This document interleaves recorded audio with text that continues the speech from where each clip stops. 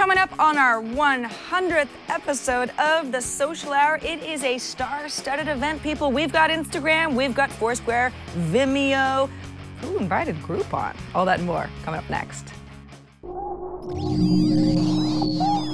Netcasts you love. From people you trust.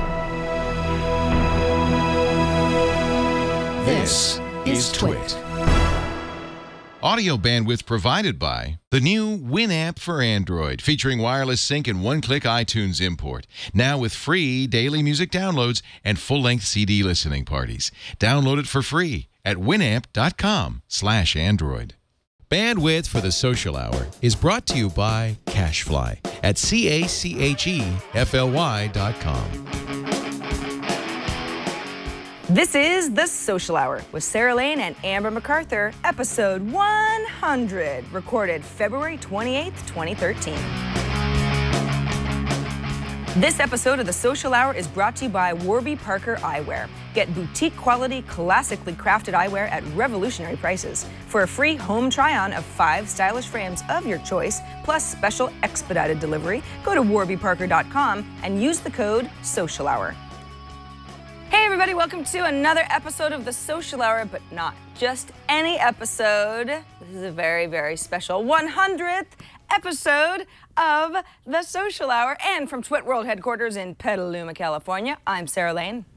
And I'm Amber MacArthur from Toronto, Ontario, Canada. And I'm so excited that it's our 100th episode. It's amazing. I feel like it's just flown by, Sarah. I know. 100 episodes. I know. 100 episodes. Well, you figure, I mean, there's what we do roughly 50 shows a year, give or take. And yeah, it really has flown by. It seems like just yesterday, I was still filling in for you or Leo every once in a while on Net at Night, which is sort of what the Social Hour evolved from. And it's been a lot of fun. And luckily, each week, there's so much stuff to talk about. I know. You know, the world of social it's a pretty broad term these days, but it gives us a lot to talk about. Yeah, it's just never ending. You know, I feel like we could do this show every single day. I'm not suggesting that we do that, but I feel like there's enough you got content something else? to You got fill it somewhere else every to day. be, or you know, yeah. Let's do another daily show. That sounds great. Exactly. That's all you need, right, Sarah? But there is that much content. It's amazing that there's always so many stories. And, you know, just when people say to me, you know, social media is kind of dying down, or, you know, they think that it's dying off a little bit, I feel like it just gets stronger and stronger and stronger. There's always great stories in the headlines, and today is no exception. We have a lot. Yeah. Do people really say, Amber, do you think social media is winding down? Well, I feel like people want to kill anything that is kind of growing, and there's that momentum there. So people do say that to me. They're like, oh, social's dead. You know, people don't care, blah, blah, blah. Facebook is dead, whatever it might be. But if you actually look at how many people continue to use these tools, how many companies continue to try to figure out how to use them and are just kind of testing the waters and innovating. I mean, we're still in really early days. Like, none of this is going away. Yeah, exactly. I think it's all about companies trying to figure out what's the best use of our time. Well, and individuals as well. I mean, just being on social media doesn't help anybody. It's, you know, what's your strategy? What do you expect to get out of it? Are you having fun? You know, what's your rate of return type of a thing? So, yes, we do have, for our 100th episode, we have quite a few awesome socially related stories, starting with another bit of a milestone. Yes, Instagram. So I know, I was like, you would think after 100 episodes, I'd figure out when you were throwing to me. And I was like, it was so smooth. Oh, we're running a tight ship here. That's okay. I know. Instagram hits 100 million active users. You know, when I read this headline, Sarah, I was thinking back to the first time I used Instagram. And believe it or not, I remember. I wonder if you remember your first time using Instagram.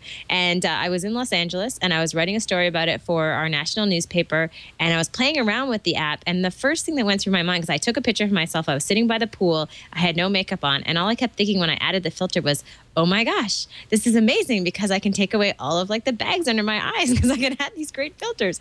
And it was just kind of a fun experience. You know, not that many people on it, and now 100 million active users. It's just phenomenal. Wow. And that's for anybody who's like, well, what constitutes an active user? Somebody that uses Instagram at least once a month. So monthly active users, 100 million. That's huge, but not surprising. I mean, Instagram caught on from day one. It's funny, Amber, that you remember your first gram, because I don't. I mean, I could go back and find it. I've posted so many photos, it'd probably take me a few pages to get back there. But yeah, no, I'm with you. I just I posted a photo from the hair salon where I was sort of like under the heating lights and I looked horrible. And you know, add enough filters and you look less horrible. I know. Now I'm That's worried. why I I'm like them. I want to go back and check to make sure that I'm right about that first Instagram picture, but I'm pretty sure that I'm right about that one. I do remember just kind of diving into it, trying to figure out, you know, why this tool was going to be so popular. And, you know, the funny thing is, if I look at how many photos I've posted, even though I consider myself an active user, I mean, it's nothing like Twitter. I've only posted 253 photos on Instagram, and I've been on since the early days. So the nice thing about it, I don't know if you feel the same way, Sarah, is I don't feel that pressure like Twitter to constantly be posting. It's more of a casual tool in some ways. I'm with you. Sometimes, well, I don't know if I've ever had like 2 weeks go by without adding something to Instagram, but certainly it's sort of like, you know, sometimes there's a lot of stuff to take photos of, and sometimes I don't think about it. You know, it does seem like if you're not on Twitter for a week, people are like, what's wrong? Are you on vacation? Or, you know, you kind of feel like you need to be participating in the conversation. Instagram's not really like that. You know, none of my photos have anything to do with each other, really. It's not sort of like a running commentary of any kind. Yeah, exactly. So yeah, I was right. It was definitely the first picture I took was in LA, as I mentioned, and that was 124 weeks ago. A long time. Wow. But I know. Not a surprise, I guess. You know, it seems to me, I don't know if you felt this, like even in the past month, everyone I talk to, all of a sudden, you know, they're just jumping onto Instagram. You know, even companies I know that run restaurants or hair salons, they're finally thinking, you know what, I think I have to get on Instagram. It's almost like it's taken it longer to catch on, but the population of people on there is just continues to climb. Well, and I keep hearing, and I'm not exactly sure how this works, but I keep hearing from people who have, you know, like teenage kids or from teenage kids like, oh yeah, we don't even use Twitter. Twitter's just lame. Like, we're just on Instagram. It's sort of like that is their Twitter because you can say a little something. I mean, you can make a photo caption longer than 140 characters, but it's a little bit of a, you can use it sort of like a tweet, but then you always have a picture. And, you know, you hashtag it to death, and there's all sorts of like weird hashtags on Instagram. I don't know. 100 million active users, that's pretty crazy. You know, another company, Amber, that is claiming a huge number of users is Shazam, which of course, Shazam I think of as the app that lets me figure out what song is playing in a coffee shop. You know, if I don't recognize it on my own, you know, it processes the music and tells me what it is. But Shazam is quite a bit more than that as well. You know, you see Shazam showing up on commercials where it'll, you know, tell you like Shazam this and find out what song is playing in this commercial, that sort of thing. Also, they have TV partners now, so you can have Shazam running to figure out so it can pull information of what TV show you're watching or that sort of thing. Shazam says they have 300 million users. Now, that's not the same thing as monthly active users because 300 million users is all of the people who have ever tagged anything using Shazam. So, I mean, if I only used it once, I'm part of that 300 million users. So not quite the same thing. But at the same time, I mean, give or take a few people, that's at least a lot of people who have at least once used Shazam. Yeah, I mean, the interesting thing about Shazam, I think when you compare it to other tools out there, is that Shazam is making money. I mean, I don't know if they're necessarily profitable, but there are people paying them for that service, and we haven't seen that same thing with other tools out there like Twitter to the same extent, I don't think. Interesting in this article saying that they have done more than 200 campaigns for over 140 brands, and the minimum price of a campaign is $75,000, running up to about $200,000, and obviously just an interesting way, I think, to be able to use technology like this to get people excited about any type of brand trying to promote any type of product using this music. So I've always been a fan of Shazam. What about you, Sarah? I like it too. I think that they're smart to deepen their partnerships with sort of their television counterparts for events like the Super Bowl or the Grammys or the Oscars. You know, Shazam can have custom polls, predictions, a reason to be active in that second screen experience. So it's not just about, hey, what's actually on? Why don't you analyze this audio data and tell me, sort of thing. It's kind of that, I don't want to say it's gamifying the whole experience, but it's giving you something to do that's relevant to what you're watching. And we've talked in the past about how that whole second screen experience sometimes works and sometimes doesn't. But yeah, I mean, they've got some crazy stats. 20% of all iPhones in the U.S. used Shazam last month. That's according to Shazam's Executive Vice President of Marketing, David Jones. He says in some European countries like France, Germany, and the UK, closer to 30% or 40%, they're adding, they say, 2 million new users a week, sometimes on a good week, more than 3 million. So huge growth opportunity for them. And yeah, it'll be interesting to see at what point Shazam becomes something, you know, where I still don't say, oh, it's how you figure out what song is playing at the coffee shop. Because that's still kind of how how I think of it, although it's so much more. That's the thing about some of these social tools, though. I think that they definitely need that time to be able to mature. And I think with Shazam, we've seen that. You know, it's been a while since Shazam has been around. And so it'll be interesting as we watch. You know, I feel like we're at our 100th episode of the show. So it's just been fun to watch some of these companies over time. And some of them have died off, and then others have figured out a way to be profitable. So kind of fun to watch. In other news, Spotify, which I know a lot of people love, they have announced that they will be rolling out more social networking features. And in fact, kind of like a social network that will be for Spotify users based on having things like a follow tab. So easier to follow some of the users on Spotify. And I know they have some diehard fans that are going to love this. Yeah, this is, we talked about this on TNT this morning. And, you know, I, Amber, am not a regular Spotify user. I use it enough because I like to I feel like I understand, you know, what its new features are and how it differs from other streaming services, you know, just on a level where I can talk about it intelligently. But I don't use Spotify as much as my streaming service of choice, Rdio, although they're very similar. In you know, their music collection and that sort of thing, because I've always thought that Rdio had tackled social so much better. Spotify always seemed like it was lacking a little bit. You've got the Spotify Facebook interaction, but Rdio does pretty much the same thing. I mean, anything I listen to on Rdio, I'm sharing on my Facebook profile, for better or worse. Listen to a lot of Kesha, it's true. But yeah, so Spotify is adding a new followers tab. So it's giving you a little bit more information on, and by the way, if you're watching this and you're like, I don't have that, it's because it's rolling out to users, so it might take a little while for you to see that functionality. But you know, it'll give you some information like you know, what your friends are listening to, what you know, if you're following an artist, that sort of thing. You know, new album information. It's kind of, you know, it's the, you know, here are, you know, it's sort of an overview of what everyone else that you care about is doing on Spotify, which is great for discovery, obviously. I mean, if you listen to an album and I like you and I haven't heard that album, I'm much more likely to give it a shot because I think, well, Amber has good taste, you know, like we always seem to like the same music, you know, when we're on our road trips together, that type of a thing. So it seems like this is moving in the right direction, especially because it gives you one more reason to stay within that Spotify experience. What do you think, Amber?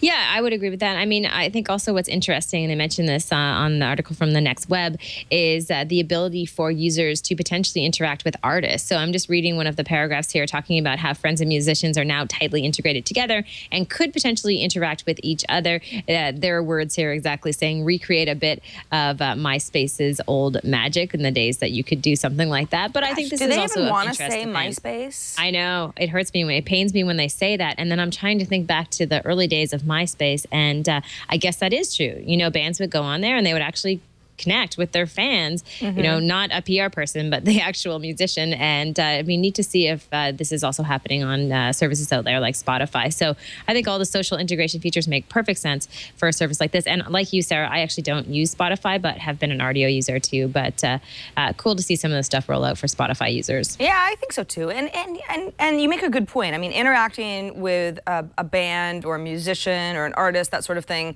you know, that's very, very compelling. I don't do a lot of that on a service like Twitter, though, because I feel like often if let's say I love Lady Gaga, right? If I follow Lady Gaga on Twitter, often it's so sort of like out of left field from a lot of the other people that I'm following that aren't talking about music, that it feels like it doesn't fit. On a service like Spotify, Spotify is clearly about music, so that's a perfect place to follow all the comings and goings of Lady Gaga. It seems like the context is there. Just makes sense, yeah. And Sarah, I don't remember last week, did we talk about when Vimeo's app that they acquired, Echograph? Not sure if we had mentioned that on last week's show. Gosh. Well, I certainly talked about it on some show. I know, that's my problem too. I have the exact same problem. Anyway, if we didn't talk about it, I'm just mentioning it because I'm reading the next headline that we're going to talk about. And it seems like Vimeo has been in the news more on the social side. Yeah. I've spoken on other shows about Echograph, like Sarah has as well. A really cool app that allows you to erase the stillness in your images. And I won't go into details, but I'm a big fan of that. And now they've teamed up with, is it Vivoom, to add snazzy filters and effects to your videos. Oh, yeah. Now, this is, I got to love Vimeo for this, because when Vine rolled out, Amber, a few weeks ago, or at least when it became public, my initial thing was, you know what, these videos are kind of crappy.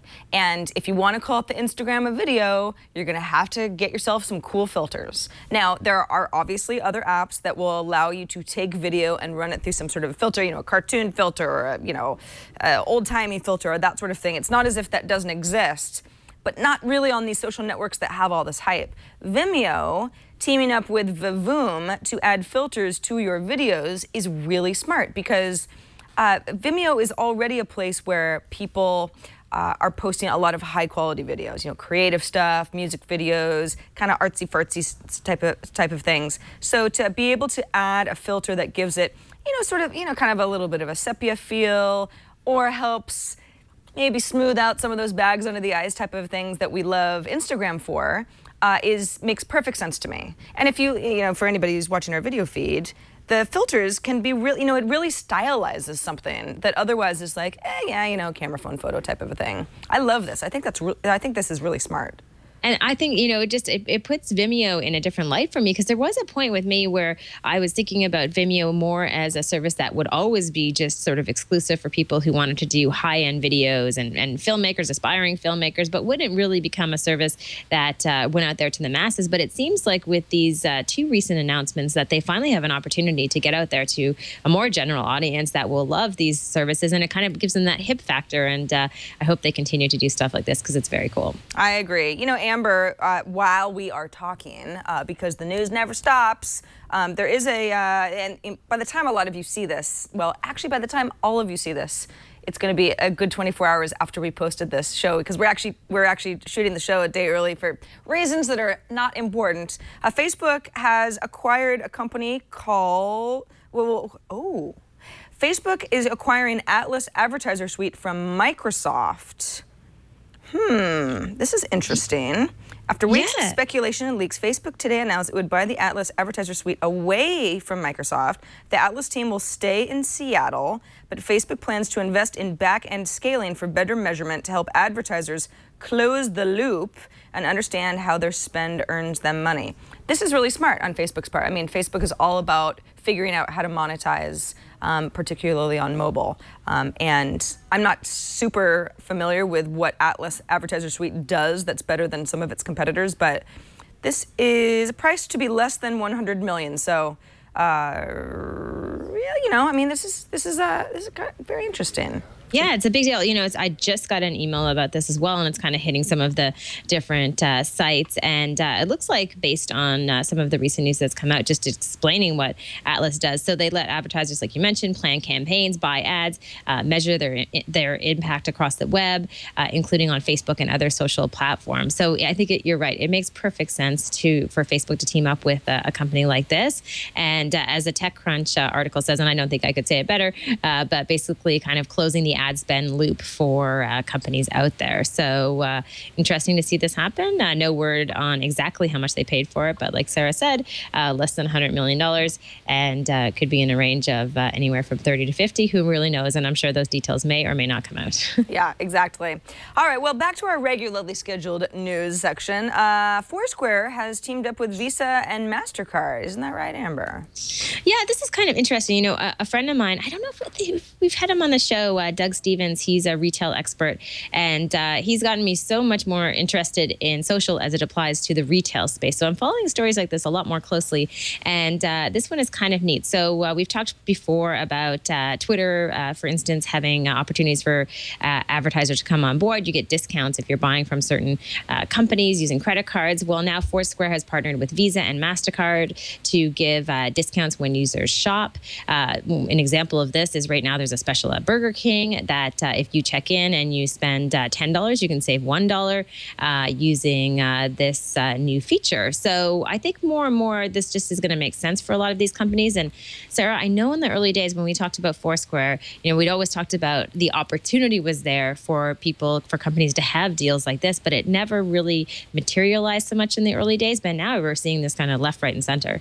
Yeah. This is I love stuff like this because I'm a faithful Foursquare user, and half the time I really don't know why. I mean, I'm in this, I'm in sort of this, this running sprint to try to become mayor of this coffee shop in an area of San Francisco that Malik, founder of GigaOM.com, is mayor of. He's way ahead of me, but it's like there are these silly little reasons that I use Foursquare, but none of that is really very helpful. What is helpful to me is deals. I like deals, and it's funny. This week, Groupon announced I think it's technically their third quarter earnings. It might be the fourth quarter, and they're really bad. They're really bad. There's a lot of deals offering services that just don't seem to be figuring out their business model. It's not that people don't like saving money, it's just that there's too much of it. Something like Foursquare, where you can start to introduce deals for people like me who are loyal to sort of the fun of the app to begin with, is really smart, because I'm already there and I will take advantage of this stuff. Yeah, it makes a ton of sense. And I think, when I've talked to you about Foursquare before on the show, I've always mentioned how I don't use Foursquare a lot. But I have said, I think in the past, and we could probably look this up if we had a lot of time, a lot of hours. But I think I have said I would start using this when the deals were there. So I don't check in right now because I maybe don't feel like it. And I feel like I don't want people to know where I am all the time, whatever it may be. But if all of a sudden I'm saving money, then there is more incentive there. And so I'm happy to see stuff like this as well. I think it's just a smart move. And it will just open doors to other opportunities, and it's just fun. That's what's so great about social right now, is everybody's experimenting and just trying to see what works. I agree. And Foursquare is again, it's been around. I think you could sort of call Foursquare, an app veteran at this point. I remember when Foursquare launched, and to this day, there's still the people who go, "Why would I want to tell anybody where I am?" So there's still that part of it. But then this is a big company. They've got quite a few employees, several different offices in various cities around the world, and they're partnering up with Visa and Mastercard, two of the biggest credit card companies out there. So it's looking good for Foursquare. I don't see them going away anytime soon. Not at all. All right. Now, I don't use this service, Waze. I think we've talked about it on the show before. Yeah, and, kind of crowdsourced traffic directions and being able to tell you, if there's an accident up ahead or, a road blockage or that sort of thing. Yeah, quite popular in the Bay Area. And what's interesting, though, I thought about this article, and it's just perfect for the show, is just the idea that now this service will become even more accurate by allowing real-time updates from individuals who are using it. So basically, the community of people who love the tool, use it on a regular basis, have shown to be credible within the community on Waze, now will have the opportunity to put in more information about things like road closures, accidents, that type of information.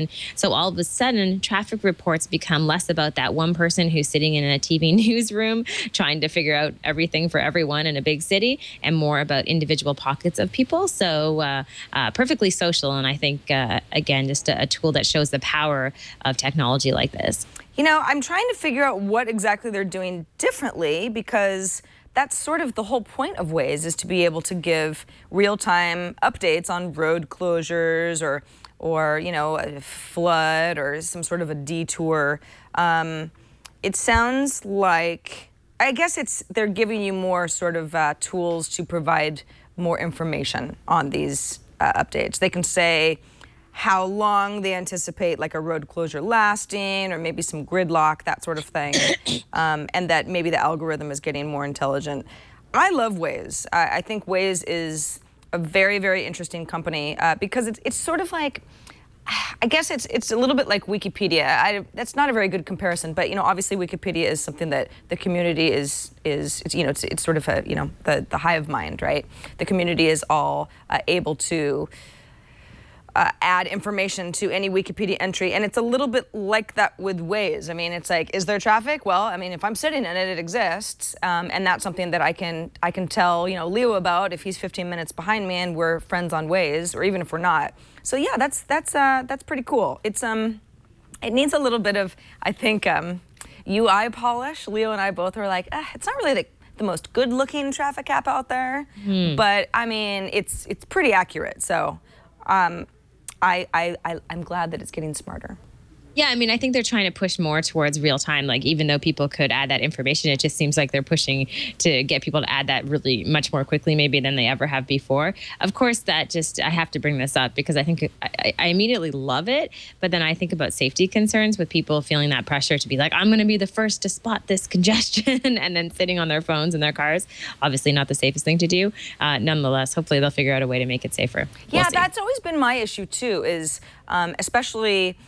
there was Waze ads that rolled out, gosh, I mean, probably about 6 months ago now. And the idea is that if you are on a route and there is maybe a restaurant on an exit that's nearby you, that would be something that would pop up on the app. And my first response was, well, but you'd have to look at your phone or your device in order to see that. That sounds terrible. Then it's sort of like, yeah, you kind of have to get creative. I mean, do you pull over and look? Is it, something that the passenger does? Do you not have a passenger in the car? So it certainly doesn't change the fact that everybody has to be very careful when driving and not always be safe. Yes. If you're going to Waze while driving, well, you shouldn't. You should pull over. Just like the guy who recorded the video for us, Sarah, when he was driving in his car, and we told him many weeks afterwards not to be doing that. Right, exactly.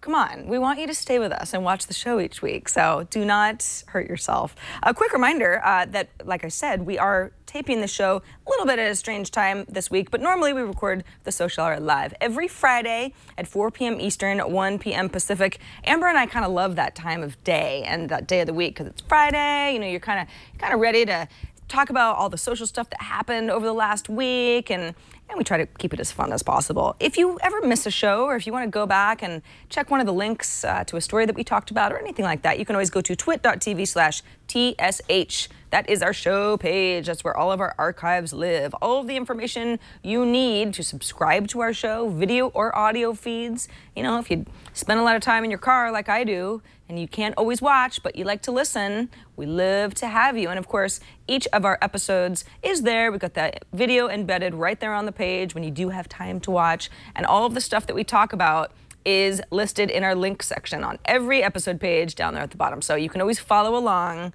and have quick links to share with your friends and the like. And of course, if you have feedback, and we'll get to some of your feedback a little bit later in the show, you can email us at thesocialhour@twit.tv. Amber, I am really excited to put some sunglasses on right now, and I know that this is a little unusual because we are indoors, but it's very relevant because we've got a new sponsor on the Social Hour, and that is Warby Parker, this is actually really exciting to me because I've been a fan of Warby Parker, the brand, for a long time. So it's sort of like I'm a fan of the brand and they're a fan of us. So this is just really great. If you are unfamiliar with Warby Parker, I'm actually going to have to take these off because they're pretty dark. The idea is that they have taken the experience of buying yourself eyeglasses or sunglasses online. And you might say to yourself, well, hold on a second. I mean, buying glasses online, that's weird because you've got to, it's a very personal thing, right? You have to make sure that they look good. You have to make sure that they fit. You have to make sure that they don't sit on your nose weird. And I'll get to why this is so cool in a second. But first, the glasses are very high quality. They're made with the same high quality materials that you're going to find in those boutique shops, those stores at the mall where the sunglasses or the eyeglasses, and God forbid you need a prescription. I mean, sunglasses are like $300 these days. It's crazy. Warby Parker glasses start at just $95. That is including prescription lenses, people. They have a titanium collection that starts at $145, also includes prescription lenses. Japanese titanium, French non-rocking screws. These are nice glasses. These are not cheapy glasses at all. They are great. All of the glasses include anti-reflective and anti-glare coating, a hard case, a little cleaning cloth. I've got my case right here in front of me. It's really nice. I mean, this is good quality. I've got a little cleaning cloth here. I use it all the time, actually, because You know, I'm a smudgy person, and I want to keep my glasses from not having smudges. But here's what's fun. So you say, all right, Sarah, you've sort of sold me on the quality of the glasses, but how do I know that they're going to be the ones that I want? These particular glasses I chose online, but I also was able to try them first because Warby Parker has this neat little offering they call free home try-on. What you do is you go to the website and you say, yeah, I want to try on some glasses. You choose 5 styles, and they send you these 5 styles in the mail with a easy shipping package information. So you can go ahead, choose the one that you like, send your free try-ons back, and then you get the glasses that you've already decided that you like. Now my glasses, here are my glasses here, I decided of these 5 that I tried on that I liked them the best because I looked at them all, you know, and I asked people, do you like these or do you like, you know, something a little bit more aviator in general? I like the aviator. Do you? See, these looked terrible on me, and you know, I liked them on the website. And then I tried them on and I went, you know, they're not me. And I had to do that or I would never have known. So this is a really, I mean, for an online site, they've really thought it through, you know, how to make the experience fun for folks. For every pair of glasses you purchase, by the way, Warby Parker, if you're not familiar with their business model, sends a pair to someone in need. They partner with profits like Vision Spring in developing countries to help entrepreneurs and people who maybe couldn't afford eyeglasses otherwise. So that's pretty cool. Warby makes buying glasses really fun. It was fast. It was very easy. And very painless. You know, I'm not crazy about going to sunglasses stores. This just makes a lot more sense to me. And they price the glasses low enough so that you can make them a fashion accessory. And, you know, I can't buy more than, you know, 1 pair of $500 glasses every 5 years if I'm lucky. With Warby Parker, I can have a few different styles, you know, based on my mood. So be sure to check out the free home try-on at Warby Parker, just like I did. I tell you, it was easy. A few of us around the office did it, and it was a lot of fun trying on glasses and deciding which ones were best. And when you decide to purchase, enter the code Social Hour and you will get expedited shipping. That's just our little gift to you. Again, that's warbyparker.com. And the code is Social Hour when you check out. Amber, you got some glasses as well, didn't you? I did. I'm wearing them. You know, it's funny because I was so just cute. like, thank you. I was just ducking below my desk to take out my contacts because I thought it might gross people out who are watching the video if I took them out on camera. But yeah, I picked these out, and it was super fun because also you can do some measurements with your eyes to make sure that the glasses fit right, which I thought was awesome. I mean, I love anything that takes advantage of technology in your computer, like the web camera, especially when it has that component of shopping. And I thought I would go kind of fun and pick out the red frames. I've never had fun glasses before. They've always been more of something that I just sort of had as a backup sitting around if I didn't want to wear contacts. And I absolutely love them. So I'm going to wear them for the show because I don't want to take my, I don't want to put my contacts back in. No, we don't want to see that. I have to take these glasses off just because they're great in the sun, but it's hard to see. It's a little bit of a strain in the studio. Your glasses look really good. I'm not just saying that. You know, sometimes red frames, and you know, sometimes it's tough. like, yeah, it can be a little daring, but they look really good. Yeah, they're really fun. So that was a ton of fun to do that. And I might have to order some more pairs, Sarah, I have to say. I could get into this thing. Yeah, I'm already trying to figure out what's going to be my next pair. So yeah, thanks, Warby Parker. We love ya. All right, let's move on to our spotlight of the week. This is something called Social Studios. And from what I hear, Amber, it turns my Facebook feed into a television show. God. Oh, I know you're going to cringe, right? It is a little cringe-worthy, I have to say. I found this on Shiny, and yeah, that's exactly what it does. It takes your Facebook feed, and it takes some of the top videos that people are watching, people's birthdays, and it puts them into a TV show. Now, this isn't a robot who is necessarily kind of speaking to you. It's a full-on like TV show with a real host, at least for part of it, who will announce things like, hey, welcome to your show. And the top videos watched these days are, and then, of course, you have the clips of those videos. So they're trying to use technology in a way to figure out what's popular among your friends. And I was going to hate it, like absolutely hate it.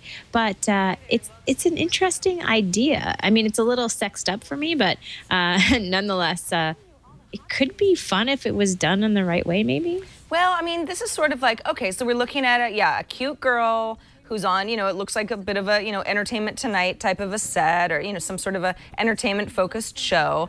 And she's basically tossing to, the videos that your friends would be sharing in your news feed. So this is stuff that you would be possibly clicking on anyway. And it's, I guess, giving you that personalized content that we all think, in theory, would be really cool. I mean, it'd be great if I could personalize my half-hour news magazine show to actually be stuff that I want to see. But how do you do that? So this is, I mean, of course, it's taking data from Facebook, so you have to like that portion of it, or at least I guess you have to like what your friends are sharing. But it also seems a little like, almost too formulaic, right? Because the host can't really say anything that's going to make you feel like she's talking to you. She has to speak generally enough so that it flows for everybody. Yeah, I guess what I thought was kind of fun about it, though, is that it's so easy to watch television like shows that are kind of like this, that format, like you mentioned, Entertainment Tonight, so very fast snippets, right?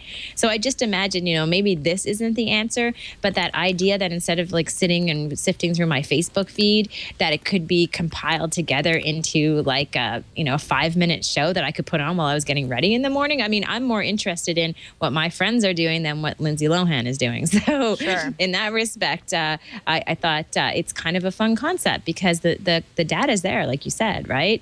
It's about getting it into a format that is watchable and is not robotic, because I think that's a problem with some of these services that have been similar, but they try to make it more like an actual slick TV show. Yeah, I think if you like that style of TV show, then this is probably like, ooh, that's kind of cool. If you don't like that style of TV show, I think you'd be turned off right away. I mean, because it's a little bit of that like whoosh, whoosh, e-entertainment sort of a format thing. So some people are going to be like, I don't like that.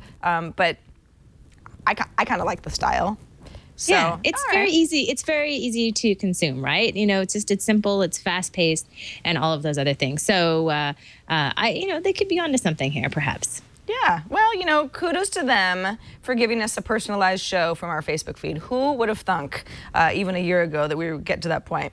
Hey, so I mentioned that we were going to get some feedback from many of our viewers and listeners. This is always my favorite part of the show, besides your rat or fat, Amber, of course, because we get to hear back from people. We did get a voicemail from a lovely lady across the pond about doing it live.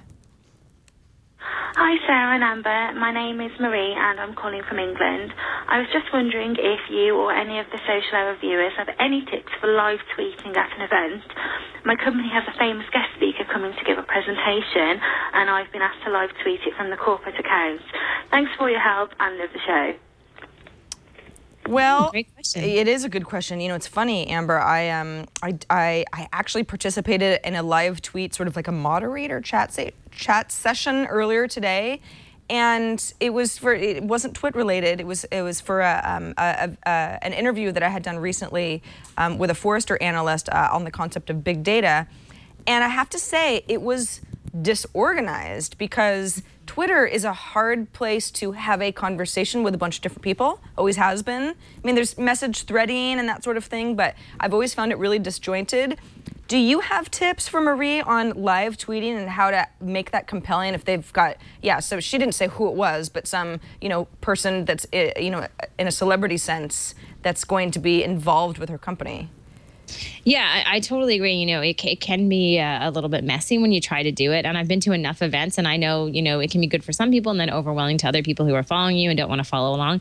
I can't think of anything that maybe she hasn't already thought about, but I think you do have to be as organized as possible and just plan it out. And what I mean by that is you got to announce things like the hashtag you're going to use, make sure that you embed the conversation on a website somewhere, make sure maybe even that you warn your followers that, hey, this event is happening. I'm going to be live tweeting on this day, just so they have a sense of that influx of all of the different messages that are going to come through and they won't be annoyed by them. So I think those type of things. And then other than that, I say you just have to be fast. Like I've done live tweeting from events before and I cannot believe how quick people are. I think I'm a pretty fast typer, typing something out and all of a sudden the person beside me has been that much, done it that much more quickly. So I just, you got to be kind of on it and be dedicated to the stream. Have one person kind of sitting there at a computer ready to capture anything, retweet anything, and those type of things to make it as valuable as possible. Yeah. Also, the celebrity or the VIP person that you're talking about, if they can retweet the account. You know, that's always sort of a delicate thing, right? Is you want people who have a large following to spread the word when they're involved with your company in a sense. You know, here at Twit, when we have a guest that's on any of our shows, you know, the more that they can share with their following, the more the people who might not be familiar with our programming hear about us, and everybody wins. But that can be sort of a delicate conversation, can't it? Because you want them to do what you want them to do, but you don't want to push. Yeah, I totally agree with that. And you know what? You know, so maybe Twitter isn't the right tool. Like maybe you have to use more of a chat-like tool. Maybe that will be better for more meaningful conversations, because I don't know what the event is exactly, but maybe, you know, maybe it's not Twitter. And maybe you want to think about different technology based on what you're trying to achieve. Because Twitter can be very limited in terms of what you can do.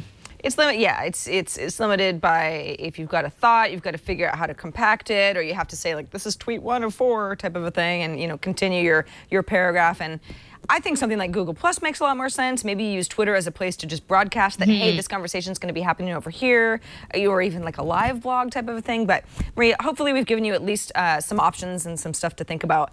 Amber, I mentioned when we were talking about Foursquare earlier that Groupon had a pretty messy quarter. Their latest financials are abysmal. CEO Andrew Mason is no longer CEO.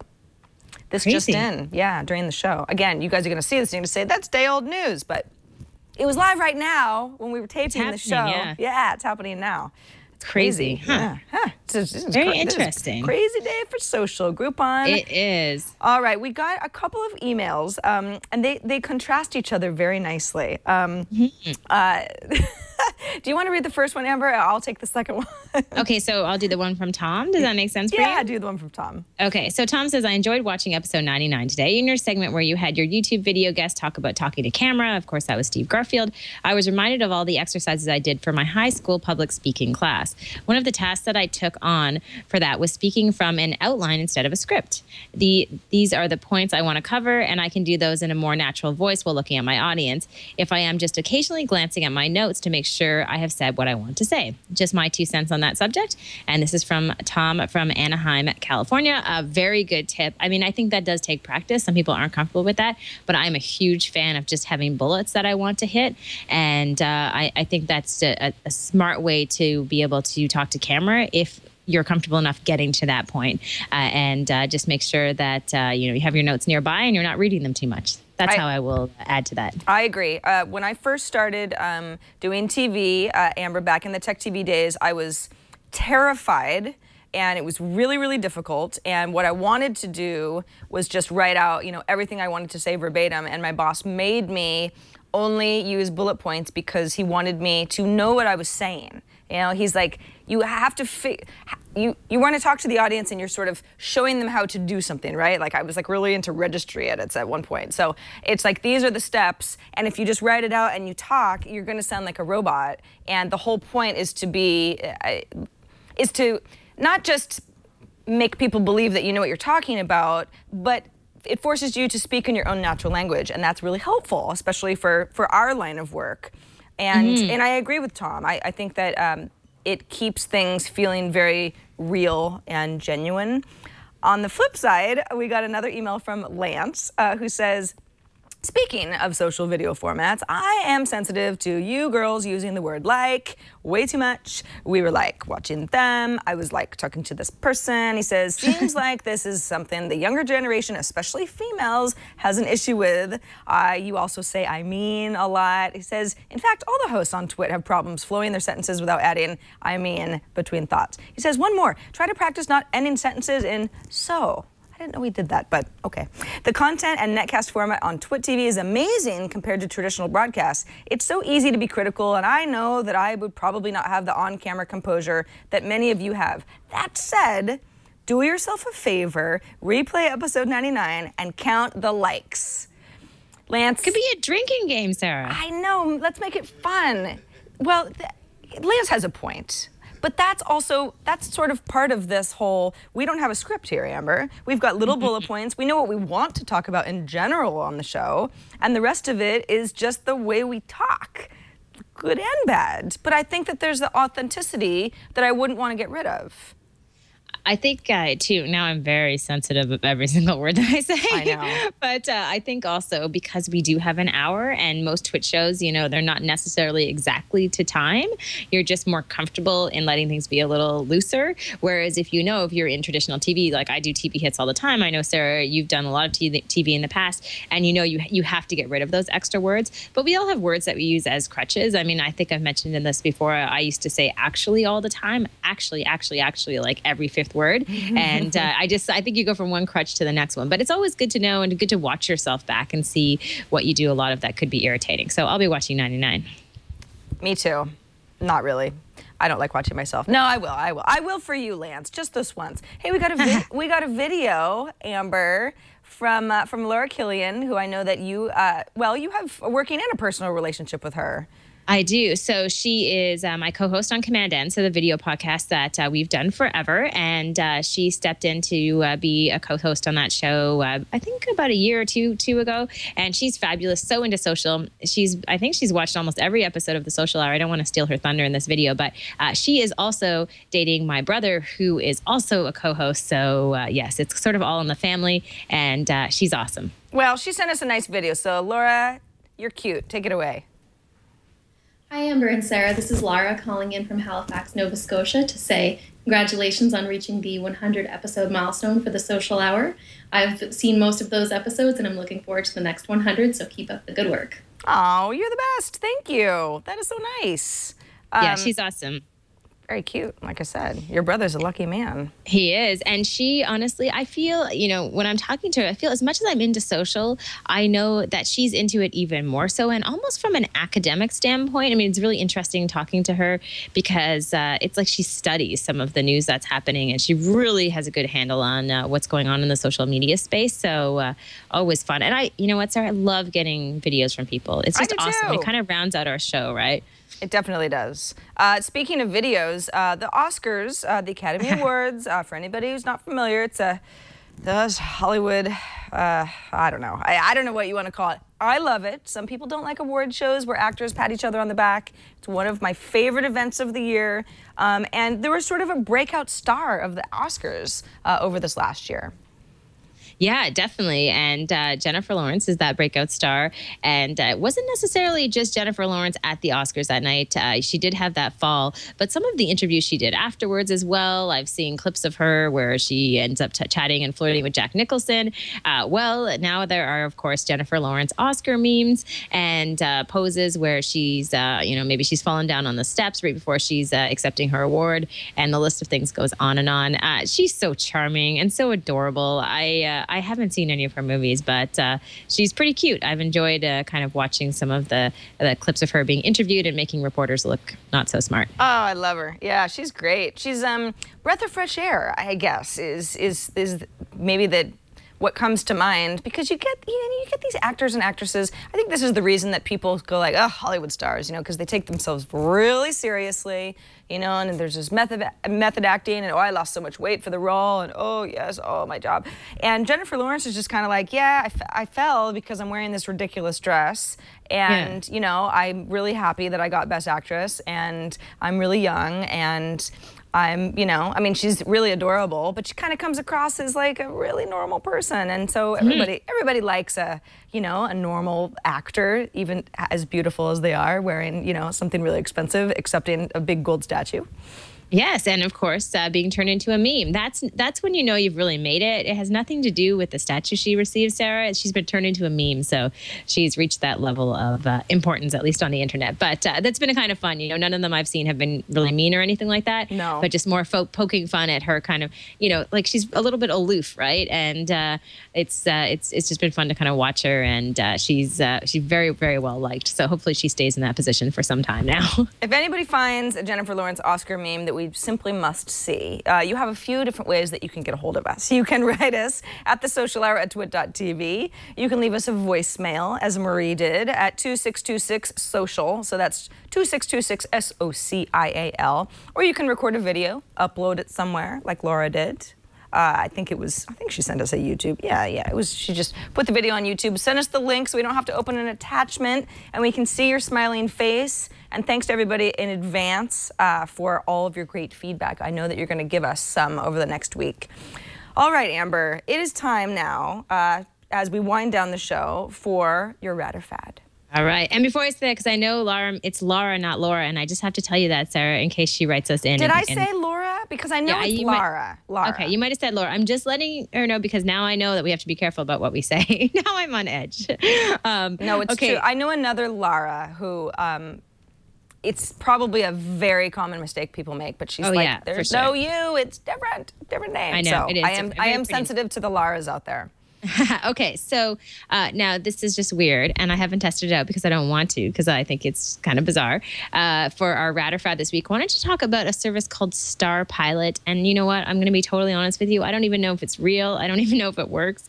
But this is how it's supposed to work, and supposedly it is real. Basically, you use Star Pilot on Twitter, and someone who uses Star Pilot, they would star favorite one of your tweets, okay? Once they favorite one of your tweets, you sign into Star Pilot and you have a credit for their account. And what I mean by that is you have the ability to go and post a message on Twitter on their account that appears on their timeline without them ever knowing it. So you get credits to post on other people's Twitter accounts based on favorites that they've given you through Star Pilot. How could they not know, though?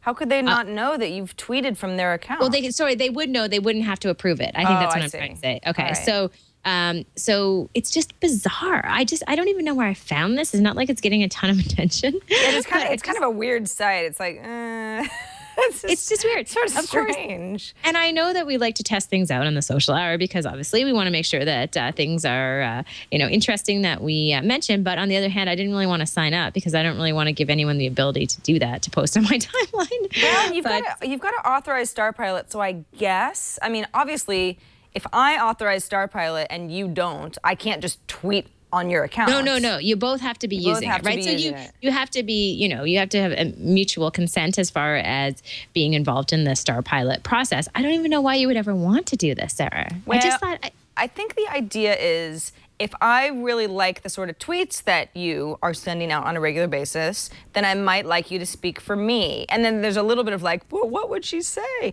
But I don't think that this is well thought out concept at all, because once you, even if you, I mean, okay, I try to think of like the things that I fave. See, I don't use Twitter in the right way for this at all because I just favorite things that I want to come back to later. They're completely bookmarks. It's not you were funny or you said something clever. It has nothing to do with that. It's, oh, I want to remember this and I don't have time to look at it now. So I'm not a very good test case. But if I were to favorite a particular kind of tweet, it would probably be in that sort of like clever, funny realm, like, this is just, kudos to you type of thing. But then that doesn't necessarily mean that when they tweet on my account that it would be the same. I don't like this at all. I don't know. And I'm not, just because this is a ratified segment doesn't mean that we're recommending it. And in fact, I think maybe it's a weird fad. And I think that weird fad is not just necessarily just Star Pilot, but it's this craze. And I touched on this in the conversation in episode 99, that people, they almost have to create something that is so weird and bizarre to get attention these days, because otherwise you can't stand out in all of the digital noise. And this is just one example of that. And of course, I fell for it and I read it, but I still think it's a fad. Yeah, this is totally a fad. And you're right. It's like Star Pilot itself is not even, I don't even think it's at fad level. But it's like, let's use Twitter in weird ways. That whole thing is a bit of a fad. It is. We're still trying to, as we said sort of earlier in the show, it's like companies, brands, you've got a lot of let's figure out how this all works for us going on. But Star Pilot is not the answer. And I think the lesson here for everybody is you never give anyone access to post on your Twitter account. That is just like, giving them the keys to your car. I mean, this is all an extension of you in many ways, and can be so damaging if someone ever posted something there that obviously you didn't like, and you think it goes away, but of course lasts there for longer than you would like. So it's a weird one this week. Yep, Star Pilot, fad all the way down. Well, Amber, this has been an interesting 100th episode. We've got some good feedback. We got some videos. We got voicemails from England. We talked about Andrew Mason was outed as Groupon CEO during this hour. I mean, this has been kind of a wild ride. But 100 episodes, you know, congrats to us. It's been really fun. Yes, congratulations to us and all the people who have listened and watched and kind of grown with us, because you know, we just keep you know, switching it up as time goes on with this show. So right. Thanks for sticking with us, and hopefully for 100 more. Yeah, absolutely. And that is it on that note for this episode of the Social Hour. 100 episodes down, everybody. Thanks for coming along for the ride. Remember that we are usually live on Fridays, 4 p.m. Eastern, 1 p.m. Pacific. We love to have you watch live because you're chatting with us and you're giving us real-time feedback. It's a lot of fun. But remember, if you ever miss a show or you can't watch us live or you want to subscribe to the show, which is totally free, of course, you can get all those links to do so at twit.tv/TSH, or, you know, watch a show again. Episode 99, count the likes. If you're going to make it a drinking game, you have somebody take away your keys, because I think you're going to be pretty loaded by the end of the hour. All right. Next week, we will be back at the regular... Actually, are we not going to be... Yeah, I think we might have a weird week next week. Doesn't matter. Doesn't matter. We'll keep the Twit calendar updated. But until then, I am going to be Sarah Lane. And I'm Amber MacArthur, and we will see you soon.